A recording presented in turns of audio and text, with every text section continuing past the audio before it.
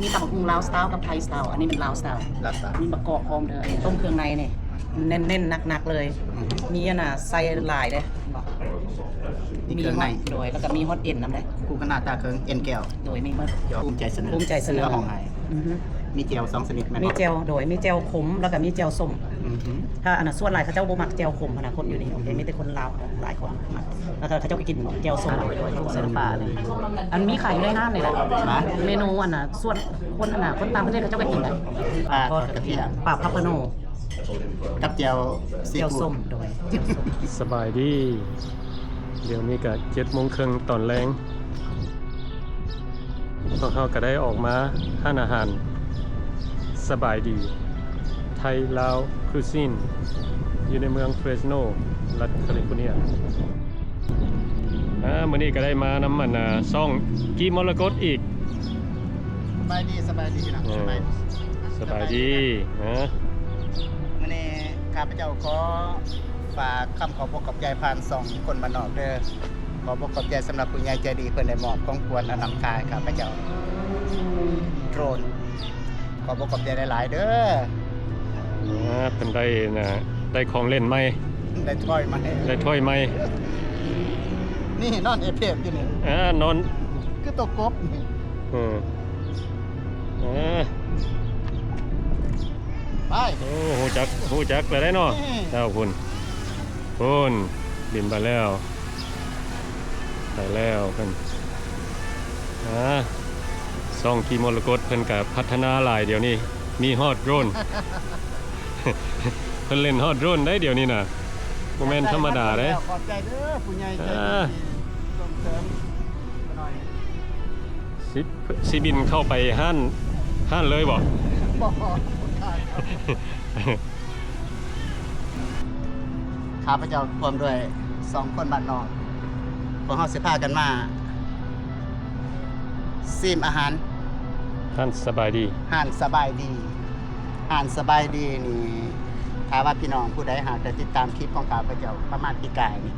เดี๋ยวมาทักทายสบายดีเป็นเทื่อหนึง อืม แล้วก็ได้โพสต์ลงให้พี่น้องเบิ่งแต่ว่ามื้อนี้ออกจากพิเศษนิดหน่อยหนึงเพราะว่าได้มากับ2คนมานอกเพิ่นแล้วพวกเฮาสิมาซิมข้าวเหนียวหมกม่วงเนาะมีบ่เนาะ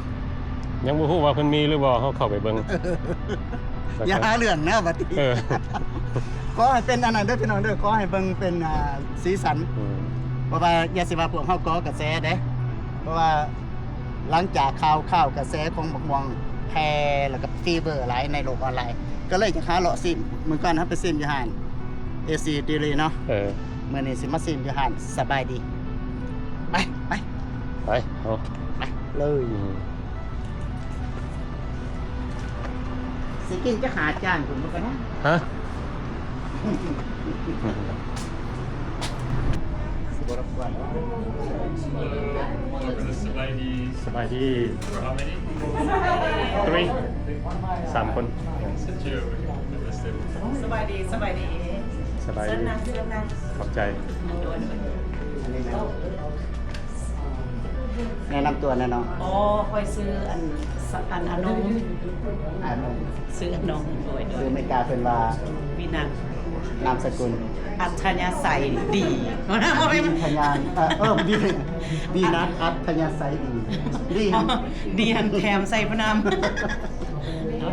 เอานางแม่ซื้อนาง โอเคขอบใจ คอยเฮ็ดไว้ต้มเครื่องในลาบซีนน้ำตกเสือห้องให้ตำบักหุ่งทอดปลา โอ้ อาหารลาว อาหารลาวถ้าว่าเจ้าสิ น้ำโต๊ะเสื้อห้องไห้น้ำโต๊ะเสื้อห้องไห้กันด้วย น้ำตกกับเสือห้องให้อันเดียวกัน เดียวกัน แล้วก็มีปลาทอดกระเทียม ปลาทอดกระเทียม แล้วก็อันต้มเครื่องใน เครื่องใน แบบอาหารลาวอันประมาณ 60% ของหวานเด็กของหวาน ของหวานมีทอดกล้วย แล้วก็มีข้าวเหนียวมะม่วง แล้วก็มีวงเล็บ ทอดไอ ซี ศ ดั กรี ง ม ๆเนี่ยตัวที่2ซีดังๆเนี่ย ข้าว เขา เห เห นี นี ย ยว วหมกม่วง ข้าวเหนียวมะม่วงหรือข้าวเหนียวมะม่วง เอามาลองซิมกันว่าเขาวเหนียวหมกม่วงทานสบายดีรสชาติจะเป็นยังไงของหวานเนี่ยฮะ ของหวานร้านอาหารลาวไทยอยู่อเมริกาเขาจะมีหมดแต่ข้าวเหนียวมะม่วง แม่นบอก จะหน่อยขอสุฟันเจอมาชิมไปที่บ้าน โอ้อันนี้ มันเป็นดราม่าอยู่ในนี้อันตรายหลายตับสั่นเวลาอยากเอามาแล้วกันได้โอเคสนะนั่ง โอเคอ่ะ สิไปเอาอาหารออกมาให้เด้อ โอเคขอบใจเดี๋ยวตอนนี้น้องสาวเป็นสิไปเอาอาหารมาให้บ่ฮู้ว่าเพิ่นน้องสาวจะเอาหยังมาแน่แต่ว่าได้ยินว่ามีประมาณลาบเสื้อหม้อใหม่ลาบก้อยซอสแซ่บต้มเครื่องใน อืม ปลาทอดกระเทียมลองรุ่นเบิ่งน้ำกัน แล้วก็เบิ่งแค่เมนูป๊าดนี่ห่านสบายดีพี่น้องโอ้เว้าสู่พี่น้องฟังได้ว่าห่านสบายดีเพิ่นเคยได้ถ้วยรางวัลได้จากเมืองเฟรสโน โอ้ เรื่องความแสบของอาหารจะหน่อยน้องสาวมาถาม จังหน่อยถามกันเนาะมีเบียร์หลายแบบนี้นะสโปโลแล้วก็ไฮเนเก้นเบกโอไฟแล้วก็เบียร์บีโอเบียร์สิงหาแล้วก็มีเบียร์สร้าง อืม แล้วก็มีเบียร์น่ะสิงเท้า อันนี้บูดาเบียร์แซ่บๆนะอันนี้มันเบียร์จีนอันนี้นะอันนี้มีเบียร์ลาวอันนี้นะนี่ เบียร์ลาว ลาว ก็มี เบียร์โกแล้วก็มีอันน่ะเบียร์ลาวดำพร้อมอยู่ในอันตู้เย็นนี่ล่ะ อืม เย็นนะแซ่บ ว้าว ซีมมาหมดแล้วได้เบียร์นะแซ่บ ซื้อมาเบิดแล้วอืม เอาอันน่ะซีมเบิ่งเบียร์บูดาเนาะกับเบียร์ลาว เบียร์บูดาหมายถึง เบียร์บูดานี่เบียร์จีนเนี่ยแซ่บตัวนี้ก็ได้ เป็นเบียร์จีน เบียร์ลาวโก้นี่ได้ขายอันดับหนึ่งของห้างเลย เบียร์ลาวเนี่ยนะ โอ้โห นี่เด้ นี่ โดยตัวนี้นี่ขวดสีนี่เด้ได้ขายดีขนาดเลย ว้าว เขาเจ้านิยมได้ฮะ นี่บอกเขาเอิ้นว่า ลาวโก้เบียร์ลาว เด้ออ้ายสิเว้าสู่ฟังเพราะว่าได้ยินคนคนหนึงบอกว่า เราเป็นเกี่ยวแก่กับหายใจฝืดเรากินเบียร์นี่เหล้าโกน โอ้โหอัน ลงว่าซั่น ขนาดเขาเจ็บหัวเขากินเบียร์ลาวเข้าไปเขายังเศร้าเจ็บ อ้ายก็เลยบอกว่าห่วยซะมันสิเว้าเลยเป็นตาด็อกเตอร์บ่ได้เงินเด้อีหลีล่ะว่าเราคอนเฟิร์มอีหลีสำหรับข้อยล่ะว่า โอ้ เราถือตัวนี้เวลาไปลักษณะละเมื่อยแล้วเป็นเกี่ยวแก่กับระบบเลือดคนนะ โอ้ยหลายคนอันเขาเจ้ากินเบียร์แล้วมันเลือดแลนดีได้ อืม สงสัยอ้ายก็สิได้กินอยู่ ก็เอาอัน อ้ายกินเด้อ โดยมีจอกเย็นมีจอกเย็นๆน้ำนี่มีเย็นมีเบียร์เย็นๆนี่บ่ คุณนะ นี่บ่นี่สิใส่น้ำก้อนนี่บ่แบบเมืองลาวเลยก็ส ให้ กิน คน หล บ้านน อ อก ก เบิ่งนะเบียร์ค่ำเด้อ อืม อ้าวคำควรบอกมาน้องยังจืออยู่บ่ลาวเฮ็ดลาวใส่ลาวได้ลาวเจริญ แล้วลาวก็กินพร้อมเบียร์ บัดนี้ ลาวกินเบียร์ โอ้นี่เขากินวะ จอกเย็นเบิ่งค่อยเสียน่ะเปิดให้เบิ่งต้องใส่สิเอาตาเปิดบ่ ว่าจะเอาห้อยกินกาบเปิด หอยติดกาบ่ได้สิเจ้าก็ อ่าเป็นกันนี้ลาย เจ้ามีแนวเปิด ลายหมด เย็นเลย แรงมักเนาะสิงเต้าก็มี เบียร์ลาวโอ้เบียร์ลาวดำก็มีอืม ก็ ตามกัน บ่อันเย็นให้เจ้าหมดก็บ่ได้เลยมันต้องได้แบ่งกันกินแหละอันนี้มันเย็น ฮะ sorry about that อุ้ยท้าอายเลยจิ โอ้ความกินเหล้าเนี่ยมันฆ่ากันบ่ได้อ้ายแซ่บ อ๋อ โอ้หวานขนาดเลยเบียร์เรา อืม ขายดีในห้างนี่เลย วะ ขายให้เจ้าของห้างเอาเล่นเอาเล่น อื เอา ม โอเคฉันกินเบียร์ลาวก่อนเนาะ อันยังบ่ทันได้แนะนำให้ทั้ง FC คนบ้านนอก เอาอ้าย น้องสาวนี่เป็นคนทางใดก่อนเนาะ โอ้อันน่ะค่อยเป็นคนเกาเลี้ยว เกาเหลี่ยวซีไข่เกาเหลี่ยว สีไข่เกาเลี้ยวดานคำพออยู่เกาเลี้ยวดานคำนั่นแหละระวังเกาเลี้ยวดานคำ คือว่าแถวนั้นน้องคุ้มเบิดประสบ แถวนั้นก็เป็นขี่รถจักรแอนมาแล้วแถ คุ้ม ว เบิ นั้ ด นก็ เลยสวยนะแต่ว่าน้องสาวมาอยู่อเมริกาได้ปีละ ได้อันน่ะ25 ปีแล้ว 5 ปี จะได้แค่ว่าได้มาตั้งเป็นโอนเลยเจ้าของหานมักไงสิ มันค่อยเป็นคนหมักเห็นแล้วกินแต่น้อยๆพุ่นน่ะแล้วบัดนี้น่ะตื่นตื่นเช้ามาแล้วมาอยู่อเมริกาเนาะแล้วมาเฮ็ดให้เฮ็ดเอากินปลุกผัว4 โมงเช้านะมากินแล้วเรารำคาญแล้วก็เลยมาเปิดร้านให้จ้ะ ดีมากเปิดหานไหน อืม พี่น้องเข้าใจอยู่บ่ โ ปุ๊บว่าเฮ็ดแนวกินแต่ บ่ ละ ค่อยเฮ็ดแนวกินแต่ละมื้อค่อยมักเฮ็ดแนวกินหั่นน่ะ อือฮึ เฮ็ดแล้วอยากให้คนซีม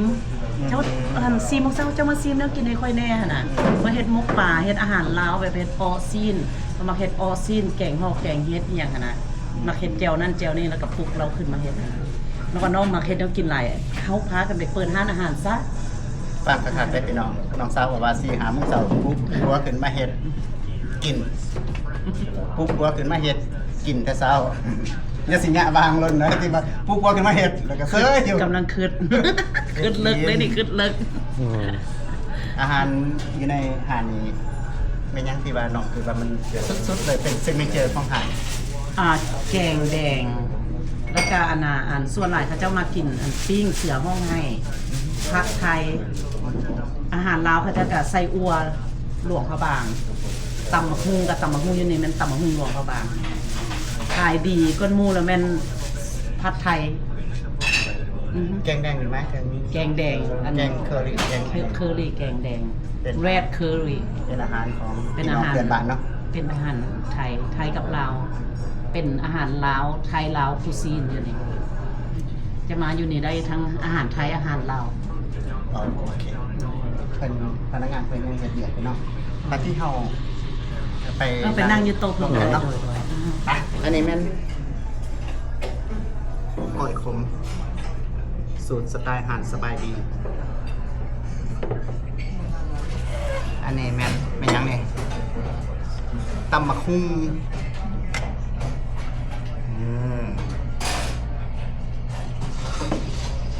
อยากให้พี่น้องเห็นตัวนี้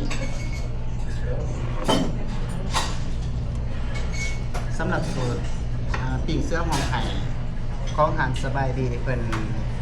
มีแจว2ชนิดมีแจวสมแล้วก็แจวขมแล้วแต่พี่น้องมักแจวประเภทใดแต่ว่าแจวสมมันบ่แม่นแจวซีฟู้ดได้อย่าปิดกันนะบ่แม่นแจวซีฟู้ด แล้วก็เติมรสชาติด้วยกลมกล่อมไปกับผลิตภัณฑ์ของเราที่เราเนี่ยเราเฮ็ดเราใส่เราได้เราเจริญเบียร์ลาวโก้เบียร์ครับโอ้ตำบักหุ่งก็หันสบายดีเพิ่นใส่ประกอบได้พี่น้องเอ้ย อืม บ่ได้บอกน้องสาวว่าเอามีเดียมบ่หรือว่าเอาเลสหรือว่าเอาหลอดสไปซี่ชิมกัน ทำไง จัดมาอันดับหนึ่งนะสมเด็จนวดกุ้งแซ่น้ำปลาว้าว ว้าว โอ้ย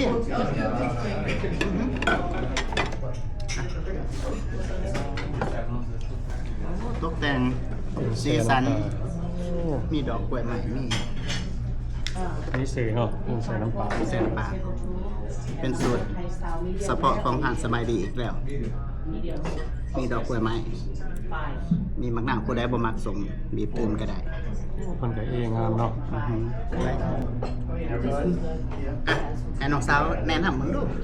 เริ่มจากตัวนี้อ่ะตัวนี้ ตำบักฮุงอันนี้นะตำบักฮุงมันลาว มีตำบักฮุงลาวสไตล์กับไทยสไตล์อันนี้เป็นลาวสไตล์ ลาสตา มีบักกอกพร้อมเด้อเนี่ยเด้อน้ำลายเอ้ย น้ำลายเฮ้ยน้ำลายเตะอันนี้แม่นสูตรบ้านเฮาเนาะตำใส่ประกอบเนาะ โดย ที่เป็นแบบหลวงพระบางแบบนี้ โดยผสมหลวงพระบาง น้ำปูใส่น้ำปู ก็ได้เนี่ย ตัวนี้น่ะ16 ดอน 99 16 ดอน 99 โดย อันนี้เด้ อันนี้เป็นลาบซีนอันนี้นะ โอ้ ลาบซีนแบบ บอก ลาว เมื่อก่อนนี่หลับคมเนาะ คม แต่ว่าซุกแล้วเนาะ ซุปอันมีเดียมแรแบบสุกดิบ ซุกดิบมาเพียแต่สมัยก่อนพวกเขาเท่าใดนี่น้องคายอยู่ไหมฮะ ตัวนี้19 ดอน 19 ดอลลาร์ยักษ์มาตัว อันนี้มันยับมาในหม้อใหญ่ๆเนี่ยต้มเครื่องในเนี่ยเน้นๆหนักๆเลย อือฮึ มีอันน่ะใส่หลายเด้บอก นี่เครื่องใน ฮอตโดยแล้วก็มีฮอตเอ็นนำเด้ คู่ขนาดตาเคิงเอ็นแก้ว โดยมีหมด จอข้อ อือฮึ เต็มเลย เต็ม ผมนัว ๆคมนัว ตัวใดนี่ ตัวนี้อันน่ะ22 ดอน 22 ดอล โดย เต็มนี่อัน ตัว นี้ นี้ ของ เด็ด อันนี้คนแนะนำเลยเนี่ยอันนี้มันเสือห้องไห้ ภูมิใจเสนอ ภูมิใจเสนอ เสื้อของไห้ อือฮึ มีเจล2ชนิดแม่น มี บ่ เจลโดยมีเจลขมแล้วก็มีเจลส้ม อือหือ ถ้าอันน่ะส่วนหลายเขาเจ้าบ่มักเจลขมขนาดคนอยู่นี่โอเคมีแต่คนลาวหลายคนมักแล้วก็เขาเจ้าก็กินเจลส้มเอา คือว่าน้องเสิร์ฟทุกเทื่อก็มีเจล2ชนิดมาพร้อม 2ชนิดมาพร้อม คันผู้ เลย ใดมักสิ้นตัวนั้นบ่ถือปากก็เอาตัวนี้ เอาตัวนี้เลย แล้วแต่ลูกค้าเนาะจัดเต็มจัดหนักไปเลยแซ่บ จัดไปเลย ๆอันนี้มันปิงเสื้อของไทยข้อใดนี่เนาะ ตัวนี้ก็น่ะ18 ฮะยับมาตัวงามๆตัวหมูนี่ดู กุ้งแซ่น้ำปลาเนี่ยนะ สาวสดิ่งสาวสดิ่ง สาวกุ้งแซ่น้ำปลา บ่แม่นกุ้งเต้น กุ้งเต้นเนาะอันนี้กุ้งเส้นน้ำปลา กุ้งแซ่น้ำปลาโดยกุ้งแซ่น้ำปลาเนี่ยอันมีขายอยู่ในห้างนี่แหละ นะ เมนูอันน่ะส่วนคนอันน่ะคนต่างประเทศเขาเจ้าก็กินได้แต่ต้องได้บอกเขาเจ้าว่ามันดิบแต่เขาเจ้าว่าโอเคเคยกินแล้วก็ได้กินเป็นเรกเกอร์คัสเตอร์เลย บางคนเพิ่นสิบ่กินดิบเนาะ บอกเพิ่นบ่กินเพิ่นบอกให้ลวกให้หน่อยนึงแน่บางคน อ๋อ แล้วก็ลวกให้เพิ่นนั่นแหละง่าย ส่วนแรกก็เป็นคนหมักเฮานี่แหละ My friend was ran the one that was down. สำหรับตัวนี้นี่เด็ดๆเลยนี่ And แกมกับเบียร์พี่น้องเอ้ยแกมสบายเนาะสุดยอด ๆกินได้เบิดมื้อถ้ากินเหล้ากินเบียร์นะ ผมว่ามันบ่เมา เอาถ้าบ่มีของกินเดี๋ยวเมาเลย สมหวานนัวอือหือ อันนี้นี่ เอาตัวนี้ก่อนเท่าใดนี่ อันนี้19ดอน99 โอ้19ดอน99กุ้งแซ่น้ำปลาเด้อพี่น้อง ปลาทอดกระเทียมอันนี้นะ นี่ยกให้ FC เบิ่ง ปลาทอดกระเทียมปลาพับพะโน กับแจ่วซี เจียว ฟู้ ส้ ด มโดยเจียวส้ม เจียวส้ม ซีฟู้ด yeah, so เอาอีกละเป็นกระแสอีกแล้วดิ ตัวใดนี่ เจียวส้ม ตัวใดนี่ ตัวนี้21ดอน อันนี้ยังมันปีกย่อยเด้อพี่น้องเด้อยังบ่ทันได้แม่นเบิดกันคือว่าน้องเบาร่วมมีเมนูอยู่ในอาหารของน้องเมนูนี้รายการอาหาร มี หลายเหมือนกัน 66 รายการ โดย ตอนนี้ก็บ่ได้ อันนั้นน่ะพวกนี้แบบสิบ่มีข้าวเหนียวมานำเนาะนอกจากเขาสั่งเองเนาะอืม ทำเนี่ยนะอาหารไทยเขาเจะก็สิสั่งข้าวเจ้า อาหารส่วนหลายข้าวเหนียวได้ขายดีอยู่ห้างนี่นะเขาเจ้าสิสั่งอันแกงเคอรี่อย่างเจ้าก็ออเดอร์ข้าวเหนียวหมดคนต่างประเทศเขาเจ้ามักกิน โอ้ พี่น้องก็จะได้ยินเสียงอยู่บนมา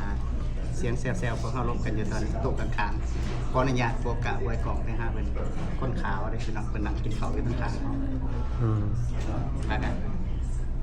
เอาเลี้ยวเบางแต่หนาพวกเฮากับหนาเจ้าของหานเนาะ อืม แต่ว่าจากสองกีมรกตเห็นแล้วแหละ สองคนมานอกเพิ่นบ่อวยไปหา โอ้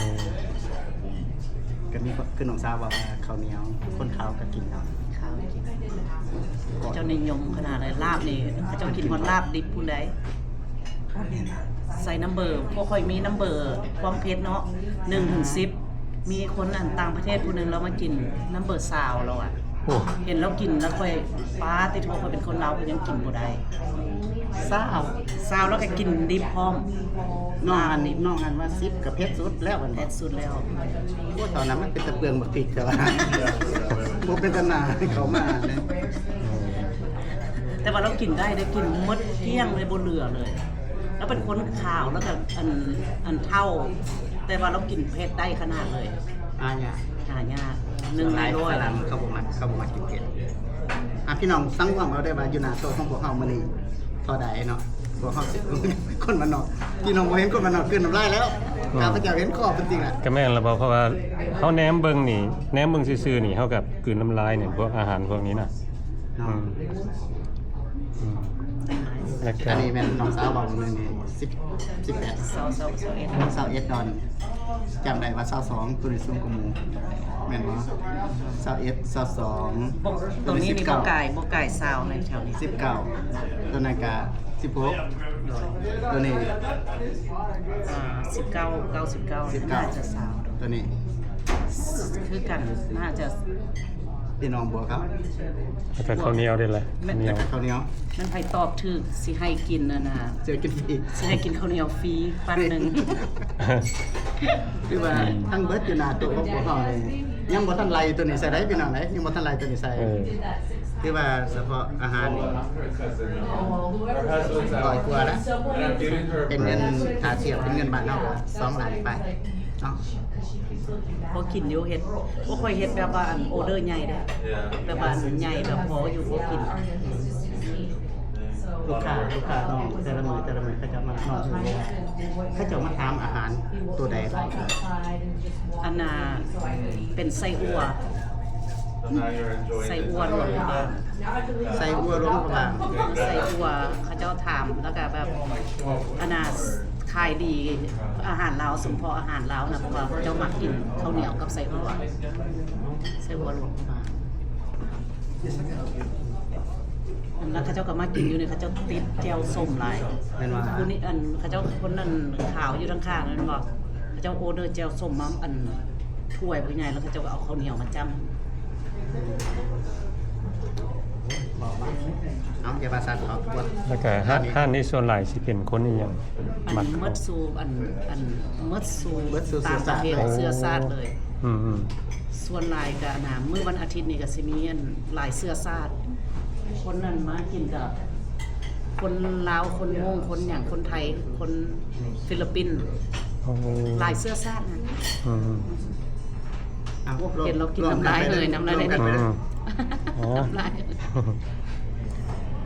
แล้วห้านเจ้านี่เปิดทุกมื้อเลยบ่ เปิดทุกมื้ออะนะ7 มื้อต่ออาทิตย์ วันจันทร์ถึงวันอะนะวันจันทร์ถึงวันศุกร์เปิดตั้งแต่ 11 โมงถึง 8 โมงครึ่งแล้วก็วันเสาร์หันเปิด 12 โมงแต่วันเสาร์วันอาทิตย์หันเปิด 12 โมงถึง 8 โมงครึ่งคือกัน เพราะว่าน่ะวันศุกร์เสาร์เขาเจ้าอยากเมาข้างหน่อยหนึงก็เลยเปิดสวยให้หน่อยหนึงอะนะ เออโอ้ ลูกค้ามาฟัง เจ้าของห้าน อืม โอเคเซิร์นกิน อ๋อ ซีนเบิ่งเด้อบัดนี้เด้อ มือที่มีซีที่สุด เบิ่ง เป็นมือใดเนาะปีซีที่สุดเลย มื้อวันนั้นน่ะมื้อวันจันทร์จะว่าวันจันทร์ปีสี่แต่ว่าหักตอนสวย แต่ว่าตอนแรกมันก็โอเคค่ะนะบัดอันน่ะศุกร์เสาร์อาทิตย์จันทร์โอเคปีสี่บัดอันน่ะมันสโลว์ดาวน์วันพุธพฤหัสอังคารพุธพฤหัสมันแบบสโลว์ดาวน์แบบแค่เข้าๆออกๆนะแต่ว่าศุกร์เสาร์อาทิตย์จันทร์แล้วแม่นว่าปีสี่วันอาทิตย์หันแฮงปีสี่บางเทื่อเขาเจ้าก็ได้นั่งท่าอยู่นอก45 นาทีเขาเจ้าก็นั่ง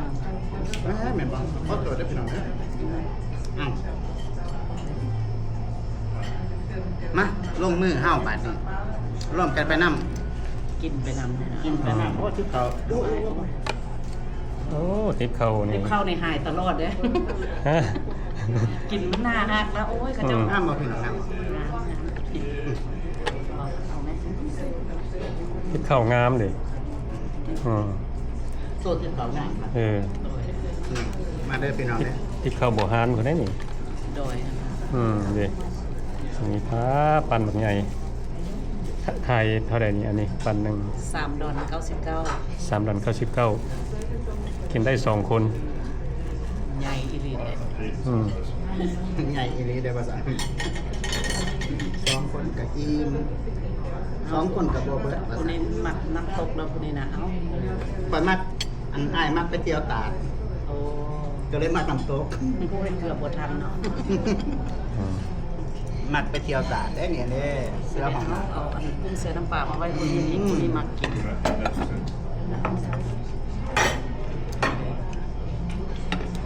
ก็นะฮะสิแซ่บนะเฮาเสียตัดผากมาบาดมันจานมันสิเกลี่ยงขนาดไหน เอาจงไว้ให้พนักงานล้างจานล้างแหน่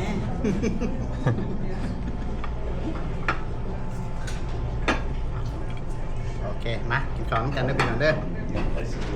เป็นเครื่องในเป็นแกงถุงเนาะ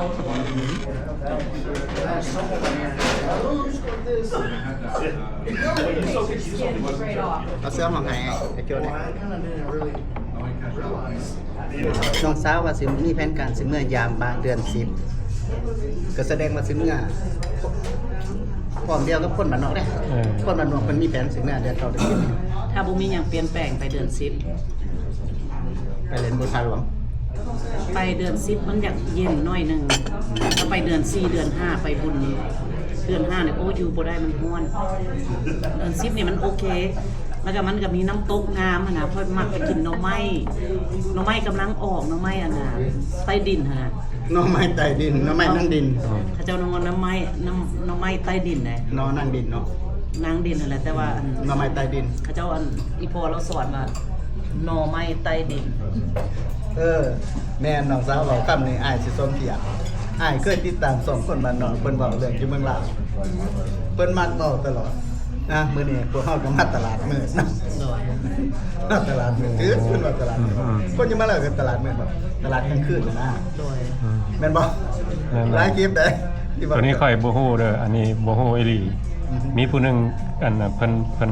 มาบอกใครคือกันเพิ่นว่าเจ้าจะซื้อเว้าตลาดมืดคันเว้ามันเป็นคือแบบตลาดขายแนวบ่ดีเราว่าเฮาบ่ฮู้เด้เฮาเลยเอิ้นตลาดมืดตลอดเนาะ ที่จริงแล้วเป็นตลาดกลางคืน อยู่หลวงพระบางเขาเจ้าก็ห้องตลาด เขาบอกตลกกันจะบอกถึงแล้วเขาบอกตลกเป็นมุกได้หันเป็นมุกแต่ว่ามันบ่อันนั้นดอกมันเขาว่าเป็นมุกซื่อๆตลาดกลางคืนอันนั้นเขาเอิ้นว่าตลาดมืดที่จริงบ่แม่นตลาดขายเครื่องผิดกฎหมายเด้อตลาดกลางคืน บอกว่าตลาดขายปืน ปืนน้ น้องสาวบอกว่าไปกินหน่อไม้ใต้ดิน ำใต้ดิน หน่อไม้หนักดิน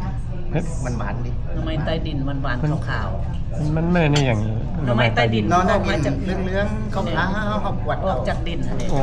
เขาเจ้าอันอีพอเราก็บอกว่าโอ้อยากกินหน่อไม้ใต้ดิน ต้มกับเจียวแมงดากระแซ่บ แซ่บเลยหน่อไม้ใต้ แกง ดิน กระแซ่บมันหวานมันคืนดินบ่เด้มันบ่กวดเอาเนาะ ออกมาเป็นขาวๆนะหน่อไม้ใต้ดิน โอ้ แซ่บเบียร์เหล้าเริ่มออกฤทธิ์ละบางว่าคันน้องได้เมื่อเดือน10เดือนยังกับให้ติดก่อยหอยตามนำแม่เด้อหายก็สิไปย่ามแลน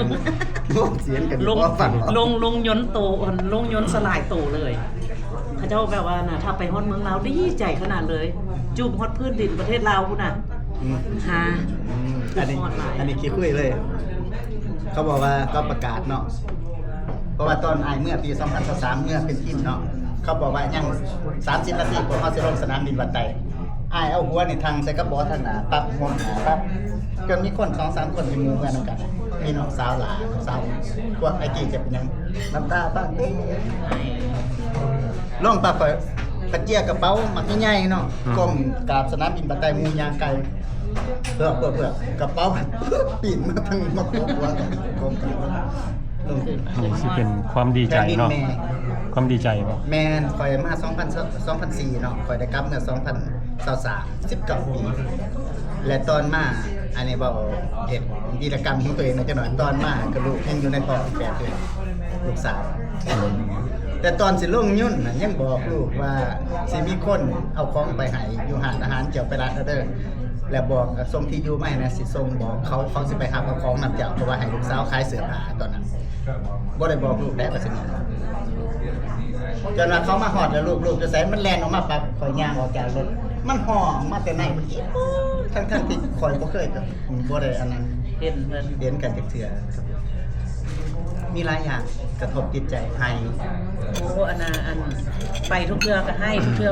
มาน่ะมาขึ้นยนต์มาอ้ายก็ให้เอาแถวว่าอ้ายค่อยให้ตลอด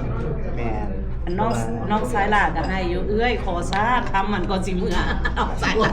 เขาให้มันตัวนั้นบ่ น้องสายลาแล้วหยอกน้องเพิ่นเป็นผู้ชายเด้มันอายมันให้มันก็เป็นตาอายมันน่ะอายก็ให้นำตลอดโอ้ค่อยก็ให้ว่าจากกันคือแบบว่าถ้ามันจากกันแล้วก็เป็นว่าถ้าบ่เห็นกันแล้วก็บ่เห็นกันเลยเด้อ ความรู้สึกว่าพวกเฮาบ่ฮู้ว่ามื้อใดสิได้มาพอกันอีก มัน ลาวกับอเมริกามันคนละทัพ มันไกลแท้ๆเลย มันคนละโลกกันเลยไปสันซาในความรู้สึกเนาะแต่ว่าเดี๋ยวนี้บ่เป็นหยังเพราะว่าพวกเฮามีหูแก้วตาทิพย์เลยเด้ โดยเห็น อยากเห็นหน้ากันเดียวนี่ก็ได้เนาะ เฟซไทม์มันน่ะแต่มันบอกว่าน้ำบ่เท่ากับแบบว่าไปเห็นหน้ากันนะเห็นหน้ากันเนี่ยโอ้น้ำตาพัง พังแต่ผู้เดียวเขาเป็นลูกสาวเดียวได้มีน้องอ้าย4คนผู้ชายหมดให้ได้แต่ผู้เดียวผู้ชายเขาบ่ให้เด้เข้มแข็งนะ น้องซื้ออันนี้เมื่อจะคน อีแม่เมื่อกับอีแม่ 2 คน 2คนน่า โอ้ จะ โหมวนยังไงแล้วเนาะบางทีเนาะ ผู้ทางกินแบบบัดนี้นะ ขอให้อายได้ขึ้นยนต์ขั้นบ่ได้เมื่อพร้อมก็ให้ไล่เลียเด้อสิเมื่อตามหาน้องสาวอนงสิเมื่อตามหาคนมันน้องให้คอยเมื่อนั้นได้ ค่อย ได้ ค่อยมักไปแบบว่าไปกินแบบว่าแถวทุ่งไร่ทุ่งนาปิ้งป่าสดๆขึ้นมาตำพุงค่อยมักแบบนั้นสไตล์ค่อยได้ เก่าถือบอลขั้นเลย อันนี้คือกันอันน่ะสองคนมานนอกเพิ่นนี่เพิ่นไปเนี่ยเพิ่นมักไปนั่งค้ากินนางกินอาหารอยู่ข้างทางแต่เฉพาะเพิ่นไปนั่งร่วมกันล่ะเป็นกินกล่องไปอนุสาวรีย์พวกเขายังเบิ่งกลับไปเบิ่งแล้วเบิ่งอีกเพิ่นก็นั่งกินกาแฟตามภาษาเพิ่นน่ะเด้เพิ่นขั้นมันเพิ่นไปคือน้องสาวว่าไปกินปูกินปลาแห้งสิอันนั้นยังไงล่ะ แซ่บค่อยมักกินแบบนั้นแบบว่าอันหมู่ก็บอกแล้วได้ว่า โดย ซื้อดินแล้วก็เฮ็ดพุทธาเฮ็ดหนองป่าไว้ท่าแล้วเด้บ่ทันได้ฮอดซ้ำเขาเจ้าเลี้ยงป่าไว้ท่าแล้ว ก็ต้องห่วงเนาะ กระท่อมนาน้อย ยกน้องหันยก2-3มื้อมันก็แล้วเก่งน่ะมาใส่เลี้ยงปลา3เดือนก็ได้กินแล้วบ่ขึ้นยากคือแต่เก่าเด้อ โดยได้โดยยะ แต่เก่าน่ะอุ้ยปลูกบักข้าวสิไปปลูกเฮ็ดหยังหาปี6ปีก็บ่ได้กินเดี๋ยวนี้ปลูก2ปีเป็นแซงขึ้นมาแล้วบักข้าวเตี้ยน้ำหอมน่ะ ได้กลิ่นหอมอีกได้วเอ้าตำอีกแล้วเอ้า มาตำเพิ่นดูพอได้ติดขอหน่อยตามเพิ่นเมืองลาว อืม อีกได้ ดอกไม้นี่กินได้ กินได้ดอก เป็น สั้น บ่ดอก ดอกกล้วยไม้ดอกกล้วยไม้ โอ้ ดอกกล้วยไม้ สวยมากแต่ว่าเขากินกับกุ้งเนี่ยเนาะ กินได้คนกินตลอด อืม ก็เฮ็ดมันนึงปลาปีมะนาวโอ้สุดยอดเลย เจ้าบีบมะนาวใส่สุดยอดเลยใส่น้ำปลา เอาเลยแม่ บ่มากินนั่นติดใจมื้อนั้นขี่รถมาแล้วมากิน คนมันหอมมัน หาน เอาซอมเสียบแล้วบีบมะนาวใส่เลย เนาะ โอ้สุดยอด มื้อนั้นเอามาเลยมาขี่รถมาแล้วมากินกุ้งใส่น้ำปลาปิดหาน เออ บีบมะนาว อืมไม่ใส่แล้วก็บีบมะ กัน นา สั ว ตว์ เนาะ ขอตัวหนึงก็สิบีบมะนาว นะมันมีแจวขิงอยู่ทางในนี่นะเจ้าบ่พอจะตักแจวขิงใส่น้ำมันถ้าบ่พอเพชรนี่นะเอาจุ่มใส่แจวทั้งกากมีแจวมาให้พร้อมได้ น้ำทำมากุ้งใส่น้ำปลาทำนี่แซ่บจนคิดว่าครับรถที่มากินคิดยากโอ้คิดยากแบบ อืม พาไปเลยนะ นี่แม่บ่มา แซ่บหลายเด้อซีมลาบของเพิ่น โอ้เขากินกับเอาซิมกันเลยค่ะแน่ อืม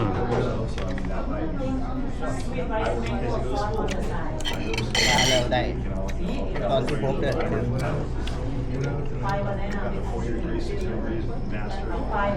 Doctors working for me, and I mean, now they're off to their big. She doesn't run anymore. We'll run it for her. Like, oh. อ๋อแซ่บหลายอาหารเหลือจากโตนี่นะ2ตัวบ่ เรียกจักโตถามขึ้นถามใส่กันเว้ย ฮะสงสัยไอ้กี้เอา กี้มรกตกินหลายปวดเลยเด้อ ไปทางคนหลายยังเหลือจากโตอยู่นี่นะ2ตัวว่าซั่น อ้อมอยู่นี่เกือบ20ตัวยิ่งเหลือ2ตัวอ่ะขอโทษ อืมบ่เป็นหยังอ๋อของแซ่บ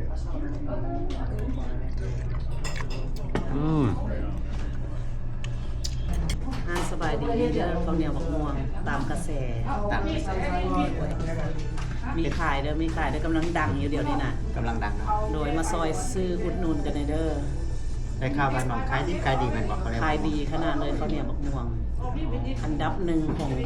ของหวานนี่เลยขายดี เขาได้ดีจัง $8.99 แกตอน เขาน่ะเข้าบักใหญ่ๆพุ่นน่ะจานใหญ่ได้ บายโชคดี แซ่บหลายอ้าว มาเด้อพี่น้องเด้อ เลยเด้อ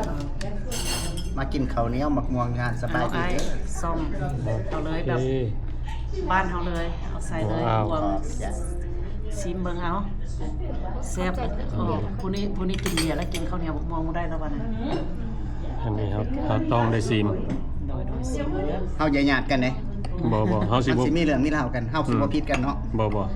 ผิดกัน พยายาม บ่ผิดกันทั้งนั้นวะท่านนั้นเป็นกรรมการอย่าผิดกัน เล เลย ย ขอห้องเขาเป็นพี่น้องกันผิดกันเป็นยังไงเฮาสองประเทศมีชื่อเสียงนํกัน อย่าเฮ็ดเฮียเด้อ อืมอืม ใช่บ่ แซ่บหลายแซ่บหลาย ข้าวเหนียวทุเรียนมันมี อืม ข้าวเหนียวทุเรียนก็แซ่บเด้มันไม่ได้กินแต่ข้าวเหนียวทุเรียน หอมตัวนี้มาก่อนเลย มาบวกกับกินมะม่วง ม่วงหวานน่ะอยู่นี่ได้ขายดีอีหลีได้ขายข้าวเหนียวกับม่วงนี่โอ้สุดยอด ข้าวเหนียวนี่นุ่มหอม แล้วก็ฮ้อนๆเนาะครับอืม หนึ่งไม่ไหม โอ้ เอาใหม่ๆมาเลย แต่ว่าเสิร์ฟนี่สิเสิร์ฟฮ้อนๆเลยเนาะ เสิร์ฟร้อนๆเลย โอ้สมพอเหรอเสิร์ฟ ขายดีขนาดเลย โอ้ ขายดีแต่ตอนยังบ่ทันได้เป็นกระแสพุ่นนะ โอ้ ว่าอันนี้มันตั้งกินเรื่องกันแล้วทุกคนไปหาอาหารแล้วมันมีบางคนก็จะกินข้าวเดียวกันจะแยกของหวานมันเป็นอันนี้มัน ไหว โอเค มองมันสิพิษกันกับมองนี่แหล้วมันเฮียตลอดเนี่ย อืม ต้องผิดกันเนาะโอ้ย อันนี้เขาก็ได้ซีมเนาะกุ้งแซ่น้ำปลาธรรมดาเขาบ่กินของ บอกกินของดิบ อืม แต่ว่ามื้อนี้รู้สึกว่า อืม เฉพาะข้าพเจ้าเพิ่นเกือบ10โตเด้ อืมแซ่บหลายเป็นเฮ็ดนี่แซ่บหลาย สูตรมาแต่ลาวพุ่นล่ะนี่แล้วก็ตำบัก อย่า หุ่ง มาสั่นประสิขอเองเนี่ยนะ อืมตำบักหุ่งลงพระบางนี่โอ้สุดยอด ลาบกับไป ทัก ก็ ทาย ใส่เลยโอ้มึงลุงเขาบ้างเด้อเนาะ แล้วก็ลาบซีนของเพิ่นบ่แม่นธรรมดาตัวนี้คักหลายแล้วก็ซีนน้ำตกของเพิ่น อื้อหือ สุดยอดมันปิ้งแบบเพอร์เฟกเลยนะ นั่น เพราะว่าคันซุปหลายมันก็สิยากเนาะ อื้อหือ อันนี้แบบอ่อนๆ นุ่ม แบบข้างในมันจะเป็นมีเดียมแรอยู่ ๆอืม แล้วก็เป็นเสิร์ฟด้วยแก้ว2ชนิดลูกค้าผู้ใดมาบ่มักแก้วขมก็สามารถจับกับเสือสมได้ อืม เด้อมาเด้อมาซิมเด้อพี่น้องเด้อ พี่น้องร้านของเพิ่นก็สิอยู่ between first and buller แม่ เราก็สิติดที่อยู่เพิ่นไว้หน้าจอให้พี่น้อง FC ได้เบิ่งเนาะผู้ใดต่างรัฐต่างเมืองอยู่ใกล้อยู่ไกลได้มาเยี่ยมยามเมืองเฟสโนก็มาแวะมาลองเบิ่ง อื้อหือ อาหารของเพิ่นก็ราคา เป็นกันเอง ราคาเป็นกันเองแม่นเขาก็อธิบายกันเนาะว่าแต่ละอันเมนูราคาเท่าใดเนาะ แม่วงเล็บก็คือขั้นว่าพี่น้องอยากมาลองกระทะอยู่เป็นบ้านจันทร์เด้อพี่น้องเด้อเพราะว่าน้องสาววงเล็บมาบอกว่าบ้านจันทร์ BC หลาย แต่ว่าตอนกลางเว้น BC หลายนังเทื่อก็เลี้ยงแถวจนออกนอกพุ่นเด้ อืม มาลองเนาะมาซิมเบิ่ง นะอันนี้ครับก็สิขอจบคลิปของเราเนาะไว้สำนี้ซะก่อน โอเค แล้วก็เขาก็ดีใจเนาะได้มากินในซีมห้านอาหารซีมอาหารอยู่ห้านอาหารของเพิ่น โดยแม่ โอเคเขาก็ ข สิ อบ ข ใจ อ หลายๆบายเด้อพี่น้องเด้อ บายขอบใจเบิดทุกคนที่เข้ามาเบิ่งวิดีโอของเรา